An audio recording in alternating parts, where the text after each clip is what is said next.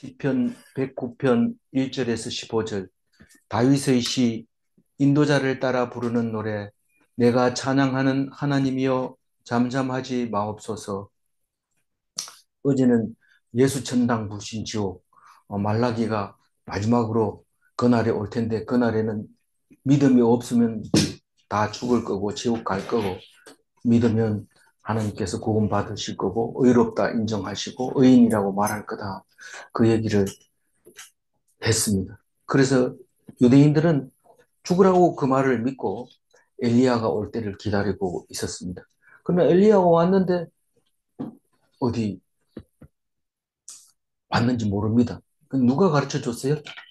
예수님, 너희들 왔는데 몰랐다. 그렇게 얘기를 합니다. 그러면 어, 세례 요한은 알았어요? 세례 요한도 몰랐어요. 정말 내가 선포한 사람이 그 사람이 맞는지 예수님한테 물어보라고 그러니까 예수님이 얘기를 해줬는데 그 다음엔 답이 없어요. 그 사람이 믿고 천당에 갔는지 천국에 갔는지 못 갔는지 알 수 없지만 예수님이 분명히 얘기하기는 이 여자가 낳은 자식 중에서는 세례 요한보다 큰 사람이 없다. 그러나 천국에서는 다 세례 요한보다 크다. 이렇게 얘기했을 때 갔는지 안 갔는지는 모르지만 우리는 그 말을 미루어 보건대 못 갔을 가능성이 있는 거죠. 근데 그거는 따질 필요가 없어요. 왜요?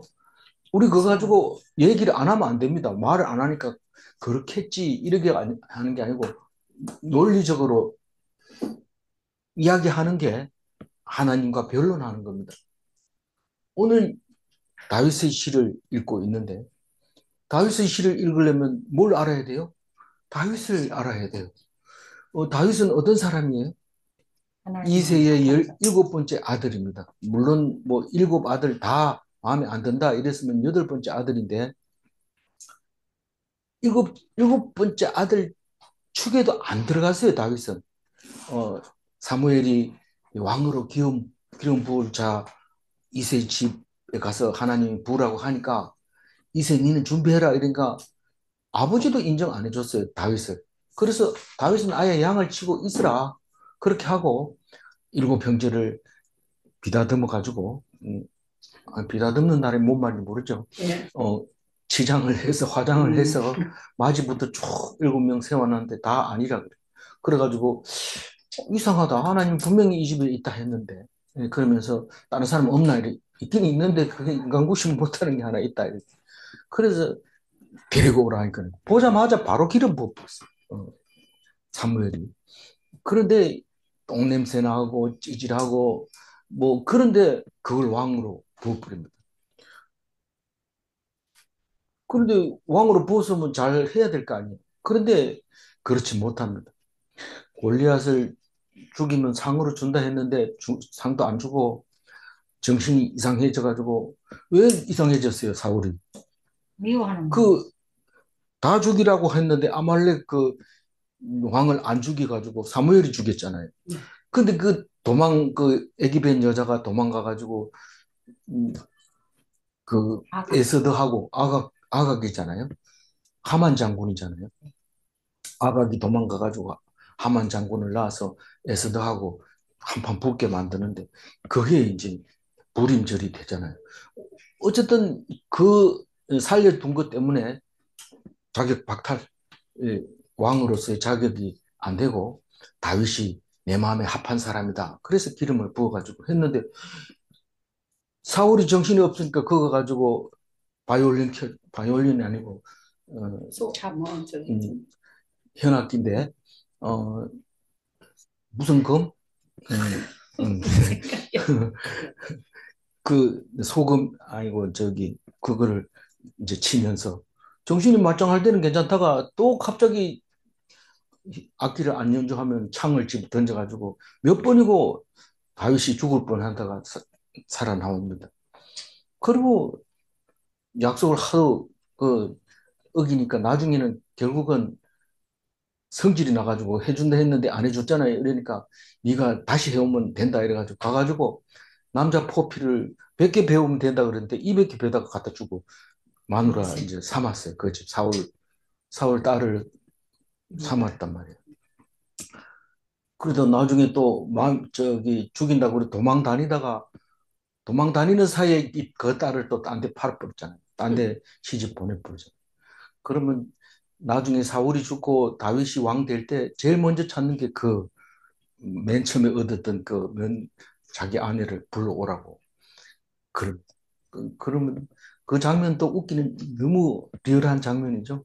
그 남편이 울면서 예루살렘 가까이까지 울면서 오는 거, 야, 돌아가! 이러니까 돌아가 버리고 그 아내는 데리고 와서 애기를 하나도 못 낳았어요. 왜 못 낳았을까요?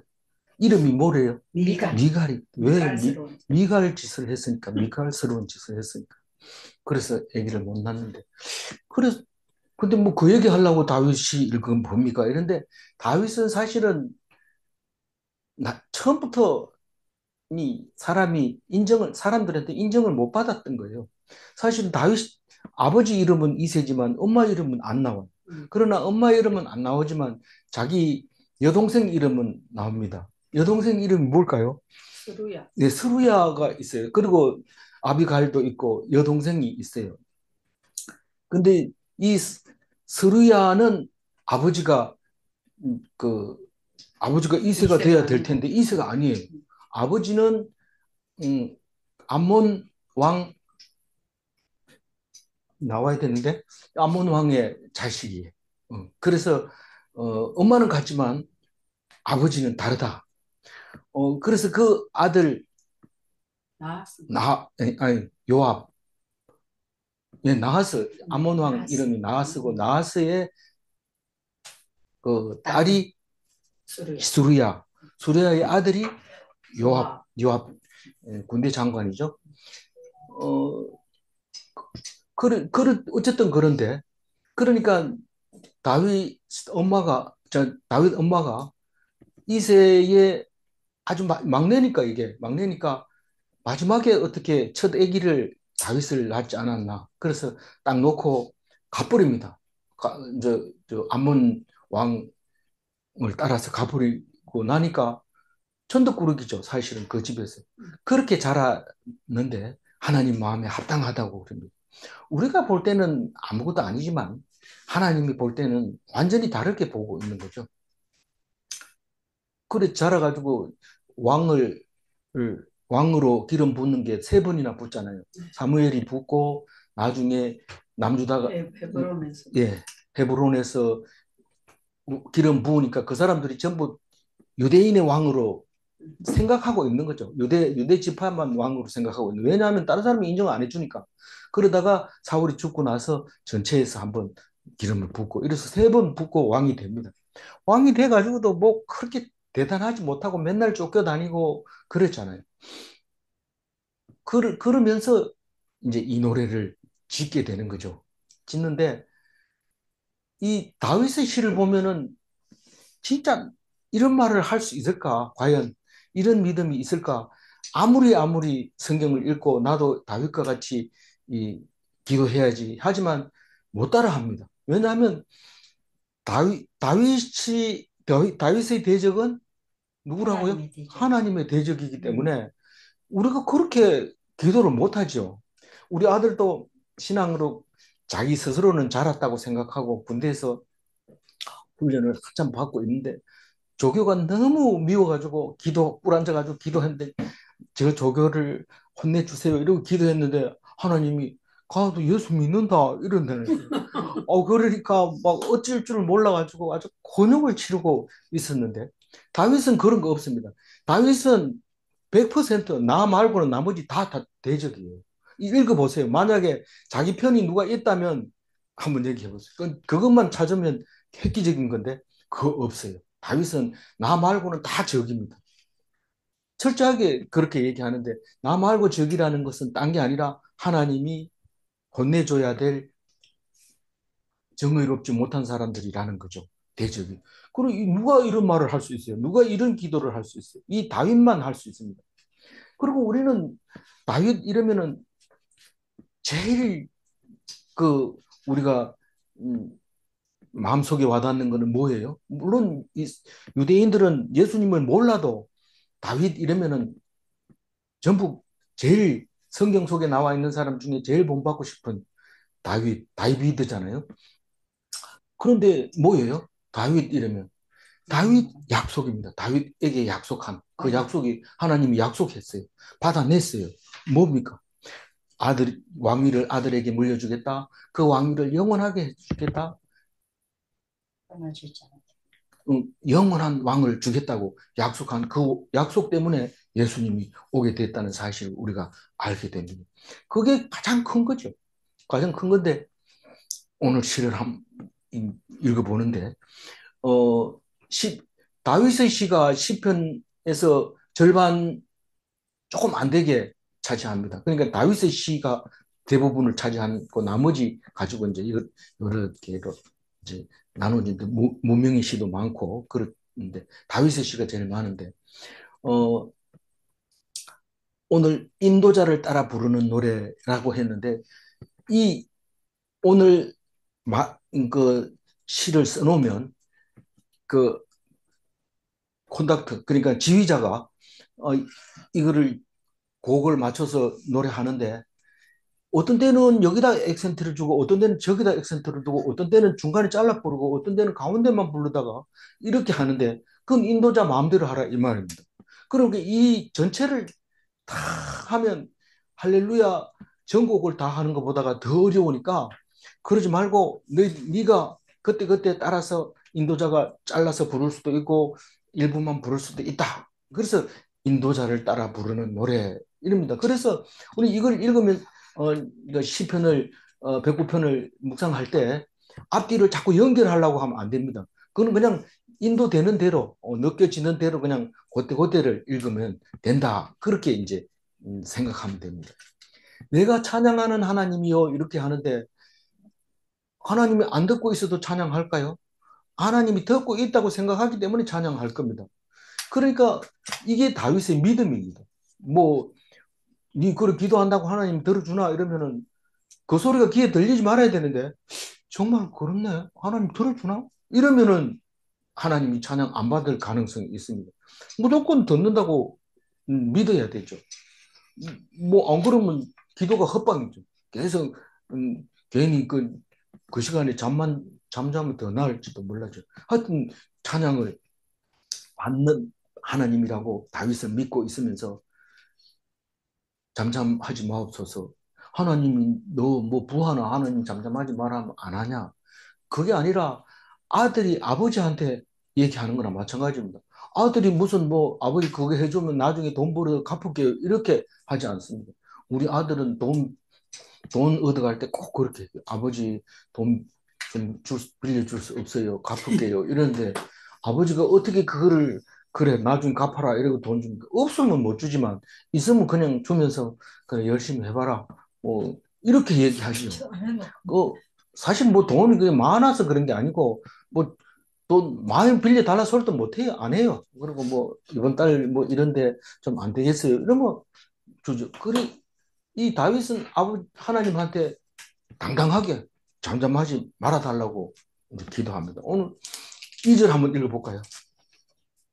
그들이 그들이 악한 입과 거짓된 입을 열어 나를 치며 속이는 여로 내게 말하는 이 그들은 누굽니까? 여기 1절부터 2절부터 나오니까 누군지 모릅니다. 그런데 뒤에 읽어보면 이걸 대적을 말하는 겁니다. 다윗의 대적입니다. 근데 다윗의 대적이 하나님의 대적입니다. 그러니까 잠잠하지 마라 그러지. 뭐게 다르다면은 그렇게 말하기가 어렵죠. 말이 안 되죠.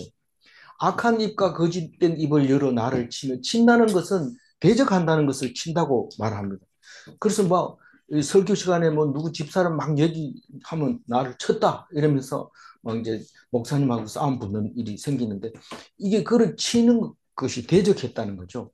악한 입과 거짓된 입을 열어 사실은 입으로 뭐 백날 얘기해도 끄떡도 안 하는 게 하나님의 전신갑주를 입은 사람입니다. 욕을 해도 튕겨나가고 뭐 악한 말을 해도 다 튕겨나갑니다. 그런데 다윗은 이 전신갑주가 하나님께 기도하는 찬양하는 게 전신갑주입니다.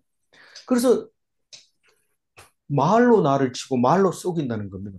그러니까 악한 입과 거짓된 입으로 나를 공격을 하고 대적을 하고 그렇게 한다는 겁니다. 그게 뭐 말일까요?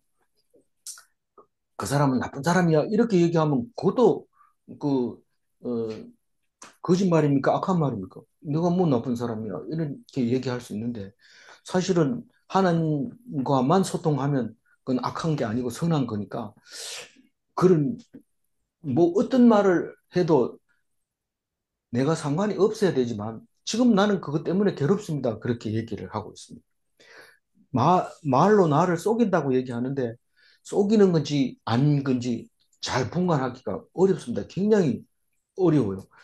그러니까 뭐 이렇게 말하고 일치가 안 되는 걸 겉으로 막 이렇게 자기한테 이야기하는 것을 그렇게 얘기하고 있습니다. 3절 읽어볼까요? 또 미워하는 말로 나를 두르고 까닭없이 나를 공격하였음이니라.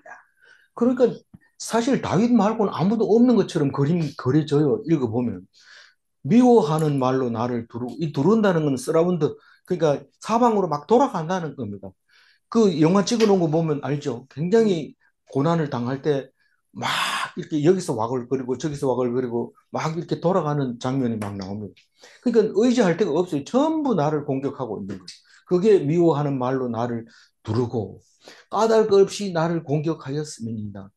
대적이 까닭 없이 공격했다는 겁니다. 다시 말해서 내가 자기한테 해코지 한 것도 없고 사기친 것도 없는데 나를 공격했다고 얘기를 합니다. 아니, 대적이 무슨 이유가 있겠습니까?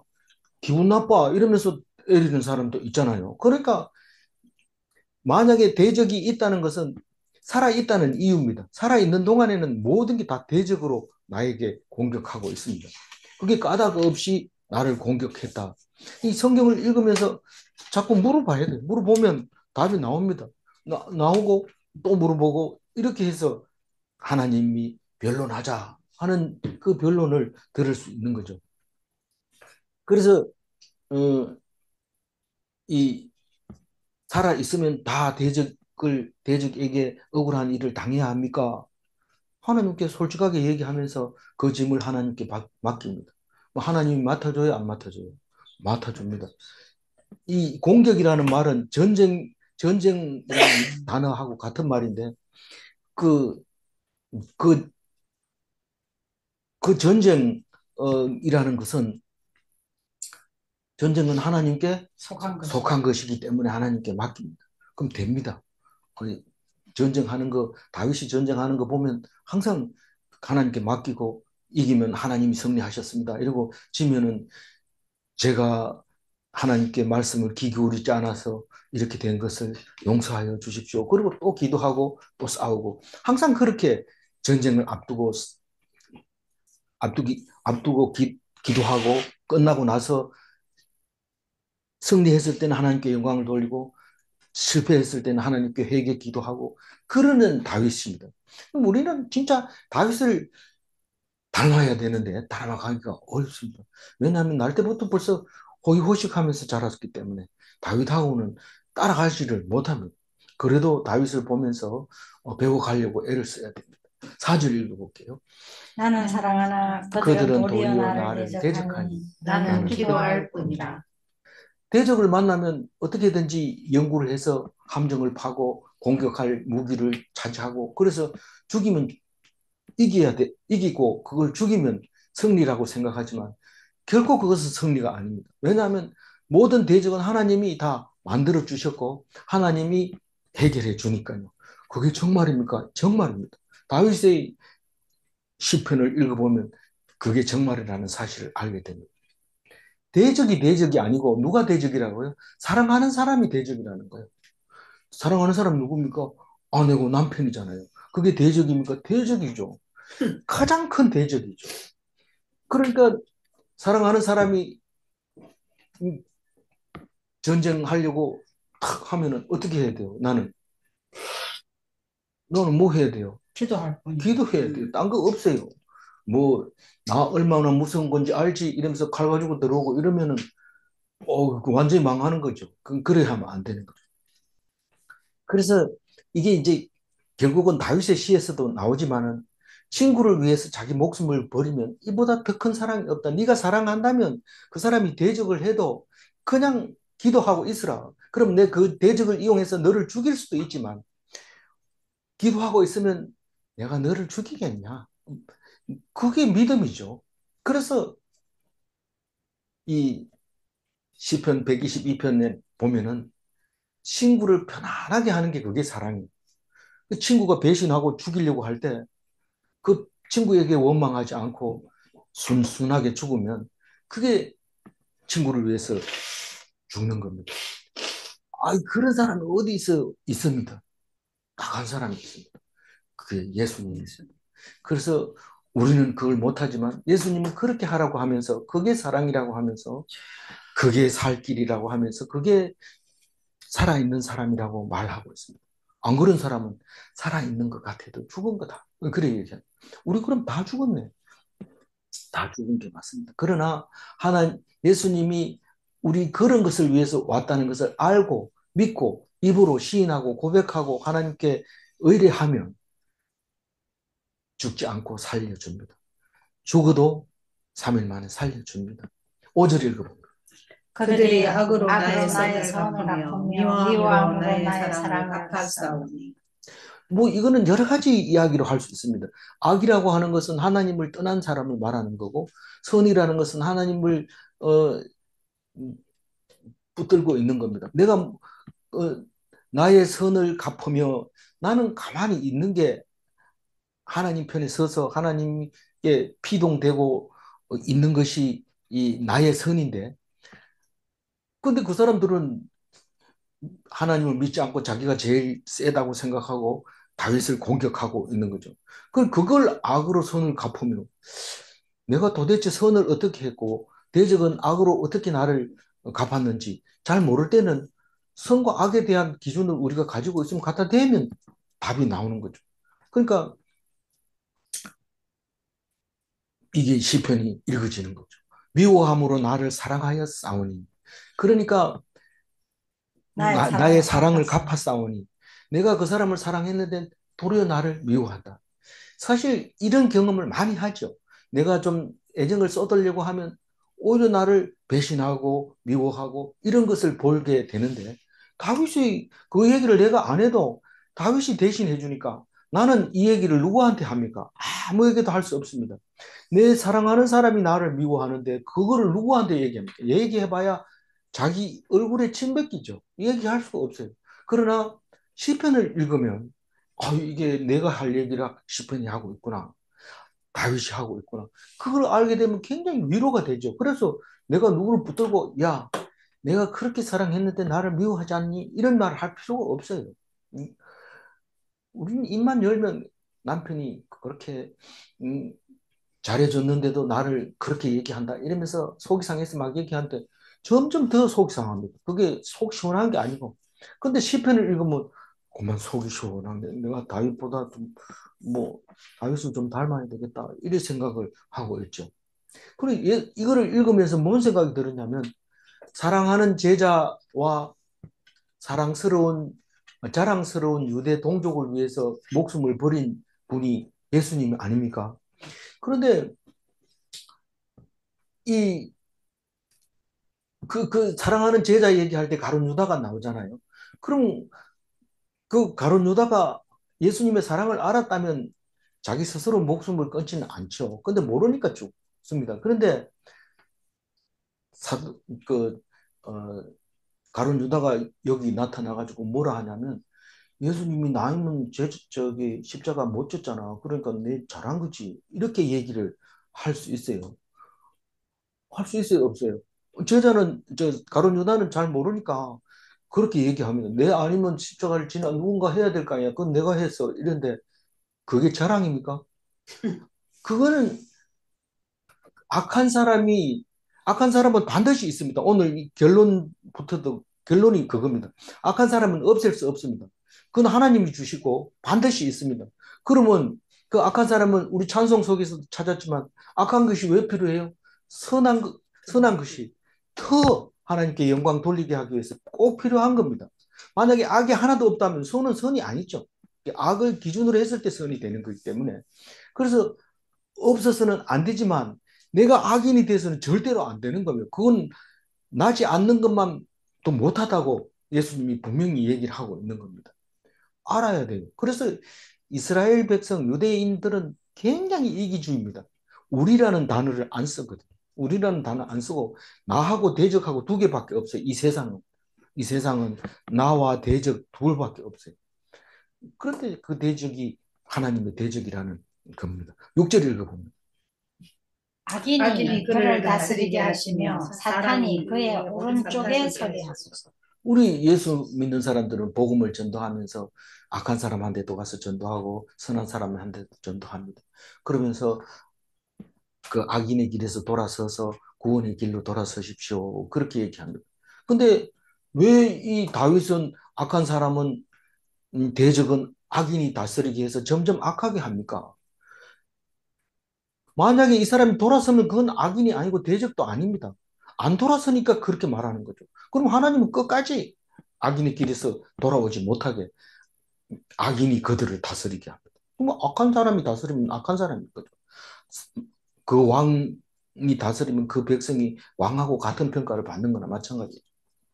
사탄이 그의 오른쪽에 서게 하소서. 이 오른쪽이라는 것은 바른 쪽이라는 겁니다. 옳다는 뜻입니다. 그래서 하나님, 예수님이 지금도 하나님 우편에 앉아 계신다. 이 말은 옳은 일에 가담을 하고 있고 옳은 일을 하고 계신다. 그런 말입니다. 그런데 어떻게 그게 오른쪽이 됐어요? 모르죠. 그건 진짜 모릅니다. 우리가 오른쪽을 정의 내릴 때 어떻게 정의 내려? 우리 초등학교 때 배웠잖아요.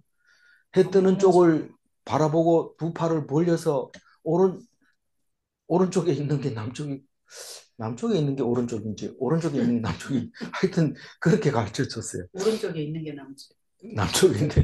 남쪽에 있는 게 오른쪽인지 하여튼 오른쪽은 그렇게 가르쳐 줬어요. 그랬는데 뭐 왼손잡이가 또 뭐 이거 헷갈리고 이럴 필요는 없어요. 하여튼 오른쪽이라는 단어 자체가 그런 말이에요. 옳다는 뜻입니다. 잠잠하지 말라는 거는 대적을 그냥 놔두지 말아요.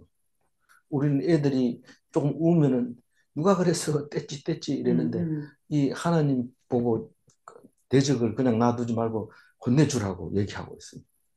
그래서 하나님이 그 기도를 들어줍니까? 안 들어줍니까? 100% 들어줍니다. 악인이 돌아서면 악인이 아니기 때문에 악인은 계속 악인이 다스리게 돼, 대적이 다스리게 되어 있습니다. 사탄이 오른쪽에 서 있는 게 대적이고 그렇습니다. 그래서 우리가 좌파 이러면은 벌써 우리는 나쁜 것으로 생각하죠. 나쁜 겁니다. 나쁜 건데 좌파가 있어야 돼요, 없어야 돼요? 없으면 안 돼요. 왜요? 하나님이 그걸 만들어 놨기 때문에. 그러니까 좌파 보고 손짓하면 손가락질하면 좌파가 될 가능성이 있어요. 그래서 좌파는 그냥 놔두셔야 돼요. 그런데 좌파는 우리가 없으면 나라가 꼬라지가 되는 줄 아냐 이렇게 말하는데 틀린 말 아니에요. 좌파가 있어야 돼요. 그렇다고 해서 너희들이 잘했냐? 그건 아닙니다. 그거는 나지 않는 것만도 못해. 왜 웃어요? 그만 그거까지 맨날 그거다 적용하면 정치적인 발언. 정치적인 발언. 정치적인 발언이 아니라 우리 사모님이 우는 것은 내가 저희를 알죠. 왜냐하면 당신이 그렇게 못된 짓을 하니까 내가 정신 차리고 성경 공부를 열심히 하지 이러니까 그거 다 내 덕이다 이러는데 내가 그러면 안 된다고 얘기를 해도 계속 그걸 얘기하니까 지금 무슨 얘기인지 가슴이 와타 하니까 이미 목사님이 아무 말씀 안 하셨으면 아무도 모르겠지. 근데 그 알아도 되고 몰라도 돼. 내가 간다. 7절 읽어봅니다. 7절. 그가 심판을 받을 때에 죄인이 되어 나오게 하시며 그의 기도가 죄로 변하게 하시며. 네. 그가 누굽니까? 대적이죠. 심판받을 때 나올 때 죄인으로 나옵니다.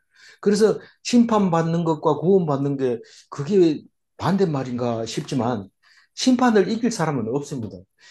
심판을 받으면 다 죄인 됩니다. 그 어떻게 알아요? 십계명을 밑에 깔고 그 위에 하나님이 속죄소에 앉아 계시잖아요. 그 앞에 오면 다 죄인이에요. 죄인 아닌 사람이 없어요. 그러니까 다시 말해서 법은 죄인을 만들기 위해서 있는 거거든요. 그러니까 심판 받지 말아야 돼. 안 받으려면 어떻게 해요? 죄를 처음부터 사해버리면 심판을 안 받죠. 심판대 가가지고 내가 구원받을 거야. 심판대 가지 마라. 가지 말라는 거죠. 그게 구원받는 길이죠. 그, 그게 심판을 받을 때 다 죄인으로 나오게 되어 있습니다. 우리는 두 사람이 재판대에 가지 한 사람이 가지를 않습니다. 두 사람 중에 한 사람은 죄인이고 한 사람은 죄인이 아닙니다. 그러면 어떤 판결을 내도 똑같은 완반은 죄인이 나옵니다. 그러니까 심판대 가지 마라. 그 얘기고 그의 기도가 죄로 변하게 하시며 아니 뭐 오늘 이렇게 해주세요 저렇게 해주세요 이렇게 기도했는데 그 기도가 바뀌어가지고 전부 나중에 보면 하나님이 네가 네 멋대로 했으니까 네 벌 받아라 이렇게 얘기를 하는 거예요. 기도하는 것마다 다 그렇게 이것만 풀리면 될 것 같았는데 안 풀리고 해결됐는데도 나중에 가면 더 큰 일이 생기고 이렇게 되는 겁니다.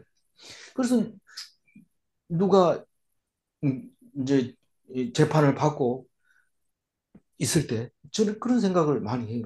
저 사람이 솔직하게 가서 죄를 고백하고 감옥에 가면 그 복역의 기간이 끝나면 자유함이 되지만 만약에 거짓말을 해서 자꾸 이렇게 한다면 그 일이 해결되지 않고 또 재판을 받아야 해요. 또 재판을 받아야 돼요. 이러면 평생을 그 재판을 받다가 맞추지 않을까 그런 생각이 들어서 늘 그런 생각이 듭니다. 그러나 뭐 그거는 그런 생각이 든다는 거지 뭐 어떻게 할 방법 없어요. 그래서 어, 악을 도모하지 않으면 대적이 아닙니다. 악을 도모하니까 대적이 생기는 거고 대적은 악을 도모하는 자다. 그렇게 얘기할 수 있는 거죠. 8절 읽어보겠습니다. 그의 그- 연수를 짧게 하시며 그의 직분을 타인이 빼앗게 하시며 예. 누구의 연수를 짧게 하시면 원수가 빨리 죽게 하라는 거죠. 근데 이런 얘기는 다윗이 나중에 많이 또 그런 기도합니다. 저렇게 악한 사람이 오래 살게 하고 선한 사람이 빨리 죽게 하는 게 왜 그럽니까? 이렇게 얘기를 하는데 그게 짧은 게 아니고 또 죽은 게 아니다. 다시 말해서 하나님 편에 서 있으면 죽어도 산 거고 하나님 편에 안 서고 악한 짓을 했는데 길게 사는 것 같아 보여도 그건 아무것도 아니다. 그냥 눈 깜빡할 사이에 지나가는 거다. 그렇게 얘기합니다. 사실 우리 지구의 역사를 따져보면은 지구 역사를 24시간으로 보면 우리가 알고 있는 인류 역사는 5초에 지난다고 얘기를 해요. 5초에 지난다. 그러면 우리는 엄청 짧은 시간을 지금 살고 있는 거죠. 그래서 그 연수를 짧게 하시며 이 말은 다윗의 기도는 다 이루어졌어요. 다 이루어지고 그 기도대로 다 됩니다. 그의 직분을 타인이 빼앗게 하시며 그 직분을 박탈한다는 것은 악한 권자를 바꿔준다는 거예요. 악한 권자는 오래 가지 않습니다. 항상. 그 약자는 직분이 없어요. 약한 사람은 무슨 고아가 무슨 직분이 있습니까? 과부가 직분이 있습니까? 그거는 없어요. 그거는 차라리 딱지 떼주는 게 좋겠어요. 고아 말고 아들로 혹은 아내로 이렇게 바꿔주면 좋겠는데 그런 거는 직분이 없어요. 그래서 악한 직분 자체가 사실은 악한 권자라고 볼 수 있는 거죠. 그걸 말하고 있는 겁니다. 그래서 우리는 의인은 장수하는 게 아니고 안 죽습니다. 영생하게 되는 겁니다. 우리가 네 부모를 공경하라 이 땅에서 장수하리라 이럴 때 면전까지 사는 걸 장수라고 합니까? 이렇게 얘기할 때 그게 아니고 영원히 산다. 그렇게 얘기를 해야 됩니다. 장수는 우리 그 이방 여자와 결혼하지 마라고 할 때 이야기 나왔는데 하나님의 아들이 사람의 딸과 결혼했다. 결혼했기 때문에 연수를 120년으로 했다. 창세기 6장 3절 4절의 이야기입니다. 그럼 하나님의 사람이 하나님의 딸과 결혼했으면 어떻게 하냐? 안 죽는다. 이런 말이죠. 그를 그렇게 연거푸 한꺼번에 읽기가 어렵게 돼 있고 그렇게 써놓지 않았어요. 그래서 잘 읽어봐야 돼요. 그래서 우리가 이방 여자를 아내로 삼는 걸 뭐라 했다고요? 조강지처를 속이는 거라고 얘기했잖아요. 네.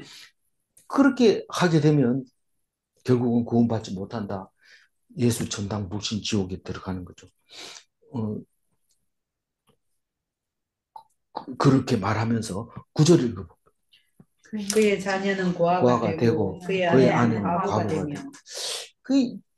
이 다윗도 참 글을 잘 써요. 저 같으면은 대적은 다 죽게 하세요 이래야 되는데 그런 말 안 하고 그 자녀는 고아가 되고 그 아내는 과부가 되게 하라고 하는 게 멋있잖아요. 그 말하는 것도 멋있고 뭐 멋있잖아요. 10절 읽어볼까요? 그의 자녀들은 유리하며 구걸하고 그들의 황폐한 집을 떠나 빌어먹게 하소서.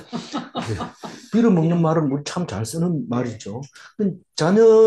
자녀는 집이 황폐하니까 아버지가 없으니까 황폐하니까 이제 유리하게 하면 유리방황하게 하고 구걸하는 거 문정글식하게 해달라고 그렇게 기도하는데 다윗의 기도 다 들어줘요. 그러면 거지는 다 다윗의 대적이라서 거지가 됐습니까? 우리는 그렇게 말할 수도 있어요. 그렇지만 그 사람들한테 그런 얘기를 하면 안 되죠. 문정걸씨가 네가 다윗의 대적이구나. 그러니까 문정걸씨 하는 거지. 이렇게 얘기를 하면 못 알아들으니까 얘기할 필요도 없어요. 우리는 하나님의 백성이니까 이게 무슨 말인지 아니까 있지만 남보고 그렇게 하라고 말하지도 않고 그런 겁니다. 그걸 보면서 대적은 저렇게 되겠다. 대적하지 말아야지.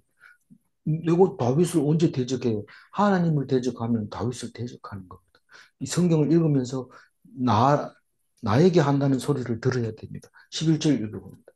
고리 대금하는 자가 그의 소유를 다 빼앗게 하시며 그가 수고한 것을 낯선 사람이 탈취하게 하시며. 고리 대금 업자가 소유를 다 빼앗아가는 것은 영화로도 나오고 이야기로도 많이 나옵니다. 지금 저는 그런 거 보기도 힘들어요. 막 이렇게 눈 감고 보고 이런데 고리 대금 가지고 가가지고 돈을 안 내면 손가락 잘라야 보고 또 두 번씩 자르고 그렇게 억울하게 그만큼 무서운 사람이라야 고리 대금 업자를 하지 안 그러면 그거 못합니다. 장기 하나 적출해 나가고 막 이러면서 고리 대금 업자는 어떻게든지 받아갑니다. 돈을. 그러니까 심장할 때 가는데 피를 흘리지 말아요. 돈을 빌리지 말아요. 돈을 빌렸으면 안 됩니다. 홀이라도 안 갚고는 안 된다. 그가 수고한 것을 낯선 사람이 탈취하게 하시면 열심히 모아가지고 곳간에 넣고 다이얼 맞춰가지고 내만 아는 비밀번호를 해놔도 언제 가져가는지 누가 가져가는지 싹 가져갑니다. 비밀번호로 가져갈까요? 아니면 어떤 사람은 다이나마이트 가져가지고 터뜨려가지고 안에 그 싹 가져가는데 우리 그 있는 거 몰라서 그렇지 있는 거 알기만 하면 아무리 모아놔도 내가 못 쓰고 죽어요. 죽으면 누가 가져가는지 몰라요. 낯선 사람이 다 쓰고 말죠. 있으니까 부지런히 있는 사람은 부지런히 쓰라는 뜻입니까? 그 맞습니다. 맞는데 못 알아듣고 그 성경에서만 그렇지 뭐 실제로 돈 없으면 어떻게 사나 이러면서 돈을 못 얻는데 하나님이 다 먹여 살립니다. 12절 읽어봅니다. 그에게 인애를 베풀 자가 없게 하시며 그의 고아에게 은혜를 베풀 자도 없게 하시며. 예. 인애를 사실은 뭐 자기가 했는 만큼 받는 건 인애라고 말하지 않습니다. 누가 월급 받아가면서 인애를 베푸는 걸 받았다고 하지 않습니다. 이거는 받을 수 없는 동정을 긍휼을 베풀 때 인애를 베풀었다고 얘기를 하죠. 그거 없이는 고아들이 다 죽습니다. 그런데 그 은혜를 베풀 자가 없게 해달라고 그 다른 번역에서는 모두 싫어하게 하소서 이랬는데 그런 말입니다. 불쌍하죠. 다 싫어하니까. 13절 읽어봅니다. 그의 자손이 끊어지게 하시며 후대에 그들의 이름이 지워지게 하소서. 옛날이나 지금이나 이름 끊어진 게 제일 걱정입니다. 그래서 무슨 직장이나 은퇴하고 나서 자서전을 쓴다고 막 돈 들여가지고 책을 만들어서 남이 보자 소리도 안 하는데 막 강제로 하나씩 갖다 주고 그렇게 합니다. 근데 그걸 읽어보지도 안 하고 제목만 보고 이렇게 얹어놨다가 이사 갈 때 다 버리고 가고 이런데 그거 하고 싶어가지고 막 그렇게 애를 쓰고. 옛날에는 압살롬은 반역을 일으키자마자 내가 자식이 없으니까 비석부터 세게 해야 된다면서 비석 세우고, 지금도 압살롬의 그 묘비가 있습니다. 어디에 있어요? 저기 유대에 있겠죠. 그 음, 감난산 가기 전에 무슨 계곡이에요? 거기 음, 이놈의 골짜기. 흰놈이 갈저 위에 있는 골짜기 이름이 뭐예요? 통곡에 아니 그거 말고 기드론 골짜기. 아, 기드론 골짜기에 그 가운데쯤에 음, 그 압살롬의 묘비가 있습니다. 자기가 세겠다고 하는 거. 그렇게 이름을 완전히 원수들은 살았는지 있었는지도 조차도 모르고 이름을 깜빡 잊어지지만, 하나님을 믿는 사람은 이름이 안 잊어집니다. 어떻게 안 잊어져요? 맨 처음에 아브라함과 이삭과 야곱과 그리고 쭉 내려오면서 이름을 안 잊어버립니다. 우리도 이름이 그 속에 들어가 있어서 계속 이름이 나올 겁니다. 믿는 사람만 그렇게 될 겁니다. 영원히 안 죽는데 뭐 이름이 가면 자동으로 이름이 적혀 있다 했잖아요. 어디 가면, 천국에 가면 이름이 농명돼 있다고. 예, 이름책에 다 이름이 적혀 있어요. 어떤 사람이 그런 말을 한다고요? 믿음이 있는 사람, 예수 믿는 사람은, 천당 갈 사람은 그걸 다 믿고 있다는 것. 이름이 적혀 있다는 것과 하나님이 다 듣고 계신다는 그 두 가지를 말하는 거죠. 그게 말라기가 얘기하는 말입니다. 믿는 사람은 이 두 가지는 한다. 안 그러면, 안 믿는 사람은 하나님 있으면 이거 그냥 놔두겠나? 뭐 이렇게 얘기하는 걸 불신자들이 하는 말이라고 말하고 있습니다. 마지막 절이죠. 같이 읽어봅니다. 14절. 14절 14절. 읽어주세요. 여호와는 그의 그의 조상들의 죄악을 기억하시며 그의 그의 어머니의 죄를 죄를 지워버리지 지워버리지 마시고. 마시고. 그러니까 여호와, 그러니까 그 조상들이 죄악까지 기억을 하라고 얘기를 하고 있습니다. 근데 기억하면 어떻게 될까요? 우리 조상들이 죄를 기억하면 우리 다 죽어야 돼요. 그건 살 수가 없어요. 그 결국은 죽는 거예요. 그래서 사람들은 다 죽습니다. 그러면서 하나님이 가슴을 치면서 너희들은 왜 사람처럼 죽냐? 그리고 왜 고관처럼 넘어지냐? 그건 뭐예요? 너희들은 안 죽는다. 왜요? 하나님의 아들이잖아. 하나님이 안 죽는데 네가 왜 죽나? 그러면서 가슴을 치는 이야기가 나오잖아요. 그걸 예수님이 인용하잖아요. 왜 다 하나님의 아들이라 하는데 내가 하나님 아들이라 한다고 나를 신성모독으로 죽이냐? 이렇게 바리새인들한테 할 때 그 사람들이 야가 뭔 소리 하는지 모르겠네 이럽니다. 성경을 안 읽으니까 그렇죠. 이러면서 그런 얘기는 안 했지만 그렇게 야단친 거죠. 어머니 죄를 기억하소서. 이 말은 이 어머니 죄를 기억하면 제사함 받을 수가 없어요. 근데 우리가 다 지워버리고 아예 깨끗하니까 심판대에 나가지도 않고 구원받게 되는 거죠. 그날이. 마지막 15절. 그 죄악을 항상 여호와 앞에 있게 하사 그들의 기억을 땅에서 끊으소서. 네. 죄악을, 하나님 보는 앞에서 죄악이 있어서 그 사람들이 결코 구원받거나 그렇게 하지 못하게 해달라고 그렇게 당부를 합니다. 우리는 이런 기도를 드릴 수 있을까요?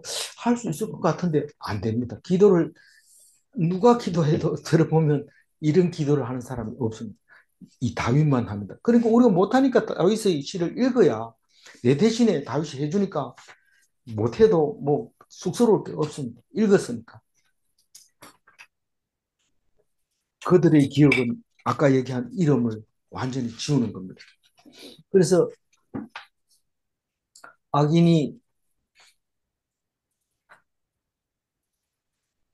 악인은 어떻다고요? 그 죄악을 항상 여호와 앞에 있게 하사. 항상이라는 말은 악인은 항상 있어요. 왜냐하면 항상 없으면 의인도 없기 때문에 항상 있습니다. 의인을 위하여 악인은 항상 있습니다. 악인은 이름이 영원히 사라지고 의인은 죽지 않는 겁니다. 그래서 예수 천당 불신 지옥이죠. 오늘 또 여전히 마지막 원수는 사망인데 예수님은 그 모든 원수를 다 이기고 죽음에서 살아나셨습니다. 오늘 4절 하이라이트 읽어봅니다. 나는 사랑하나 그들은 도리어 나를 대적하니 나는 기도할 뿐이라. 대적하는 자에게는 기도해야 됩니다. 우리 아내는, 우리 남편은 대적하는 자가 아니니까 기도 안 해. 이렇게 하면 안 되고 꼭 기도를 해야 됩니다. 전쟁은 하나님께 속한 것입니다. 네. 질문합니다. 사랑은 싸우지 않고 죽는 것인가? 사랑은 친구를 위해서 죽는 겁니다.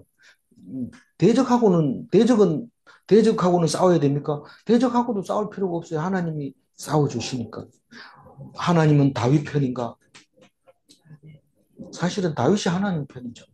그런데 하나님은 다윗이고 다윗은 하나님 같은 편이라는 것을 다윗의 시편을 읽어보면 하나님과 다윗 사이에 빈틈이 조금도 없어요. 빈틈이라고 없어요. 우리라는 단어도 안 쓰고요. 그런 거 보면 다윗의 시에서 위로를 많이 받을 수 있을 겁니다. 기도하겠습니다. 하나님 감사합니다.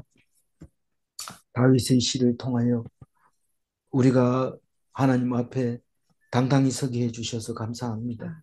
우리는 늘 기죽어서 우리의 잘못이 있는 것을 부끄러워하면서 그 잘못을 말도 못하고 나름대로 생각했는데 내놓고 하나님이 내가 너를 만들었는데 네가 왜 네 나름대로 생각하냐? 내놓고 변론해보자. 그게 네가 잘못한 거냐? 내가 그렇게 했는지 한번 따져보자. 하나님이 하셨습니다.